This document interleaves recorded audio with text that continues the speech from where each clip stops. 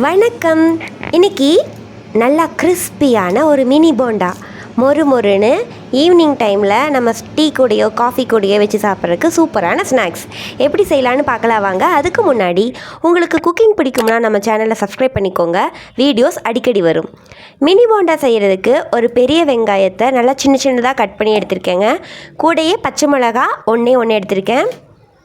இந்த மாதிரி ஒரு குட்டியாக வெயிங் ஸ்கேல் வாங்கிட்டோம்னா நமக்கு ஃபுட் மெஷர்மெண்ட்டுக்கு ரொம்ப ஈஸியாகவே இருக்கும்.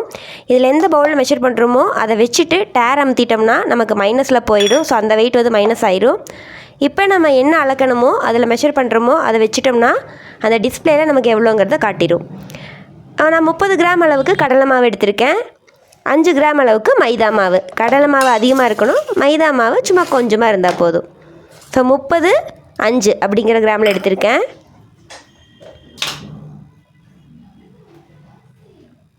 அது கூடவே நம்ம உப்பு ஆட் பண்ணிக்கலாம்.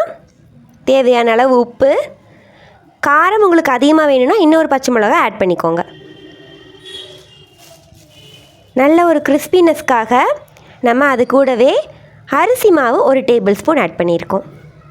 கடலை மாவு மெயின் இன்க்ரீடியண்ட். கொஞ்சமாக மைதா, கொஞ்சமாக அரிசி மாவு ஆட் பண்ணியிருக்கோம். பச்சை மிளகா, பெரிய வெங்காயம், இவ்வளோதாங்க இன்க்ரீடியன்ட்ஸ். ட்ரை ஐட்டம்ஸ் மிக்ஸ் பண்ணி விட்டுட்டு அது கூட மல்லித்தலையும் கருவேப்பிலையும் நல்லா கையாலேயே பொடி பொடியாக நறுக்கி உள்ளே போட்டுட்டு அதையும் மிக்ஸ் பண்ணி விட்டுருங்க. இப்போ போண்டாக்கு காய வச்சுருக்கோம் இல்லைங்க, சூடான எண்ணெய், சன்ஃப்ளவர் ஆயில், அதிலிருந்து ஒரு 2 டீஸ்பூன் அளவுக்கு எடுத்து நம்ம கலக்கி வச்சுருக்கிற மிக்சரில் போட்டுக்கோங்க. சூடான எண்ணெய் சேர்க்கும்போது நல்ல ஒரு கிறிஸ்பினஸ் ஆட் ஆகும். நம்ம பேக்கிங் சோடா அந்த மாதிரியெல்லாம் எதுவுமே ஆட் பண்ண போகிறதில்ல. 2 டீஸ்பூன் அளவுக்கு சூடான எண்ணெய் போட்டுட்டு கலந்துட்டு இப்போ தேவையான அளவு தண்ணி ஊற்றிக்கலாம். ஒரு 3/4 டம்ளர் அளவுக்கு தண்ணி தேவைப்படும். நீங்கள் கொஞ்சம் கொஞ்சமாக விட்டுட்டு கன்சிஸ்டன்சி செக் பண்ணி போட்டுக்கோங்க. ஒரு இட்லி மாவு பதத்துக்கு நமக்கு வேணும்.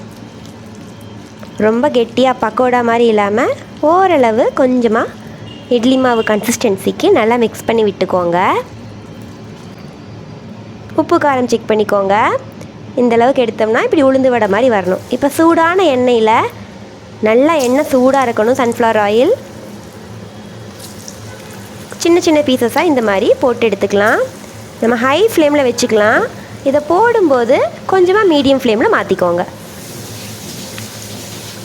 நமக்கு எந்த அளவுக்கு பீசஸ் வேணுமோ அந்தளவுக்கு போட்டுக்கலாம். நான் கொஞ்சம் மினி போண்டா மாதிரி செய்கிறேன்.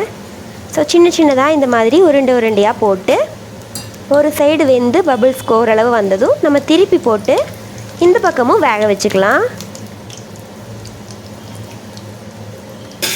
நீங்கள் எண்ணெயை காய வச்சுட்டு டக்குன்னு மிக்ஸ் பண்ணிங்கன்னா போண்டா ரெடி ஆயிடும். இப்படி திருப்பி திருப்பி போட்டு லைட்டாக ப்ரௌனிஷ் ஆக வரைக்கும் வச்சு நம்ம எடுத்து வச்சிடலாம். மற்ற போண்டா மாவையும் போட்டு ரெடி பண்ணி எடுத்துக்கோங்க. போண்டா ரெடி ஆகிடுச்சு. ஒரு 2 மினிட்ஸில் செக் பண்ணிங்கன்னா நல்லா கிறிஸ்பியாக இருக்கும். சவுண்டு பாருங்கள், நல்லா மொறு மொறுன்னு முறுக்கு மாதிரி ரெடி ஆகிடுச்சு. டீ கூட வச்சு சாப்பிட ரொம்பவே நல்லாயிருக்கும். நீங்களும் இதே மாதிரி செஞ்சு பாருங்கள்.